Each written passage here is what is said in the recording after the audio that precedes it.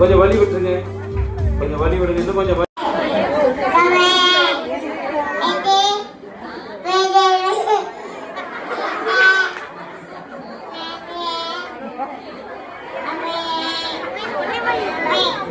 பாத்தீங்களா? இயேசு பிறந்த செய்தி அறிவித்த தூதர் காபிரியேல் இவர்தான். நடுவில் அனுப்புங்க, வான தூதரே வந்திருக்கார். கைத்தட்டுங்க உற்சாகமா.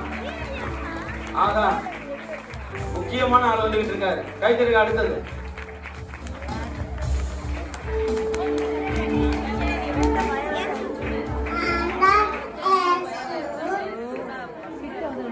ஏசப்பா வராரு.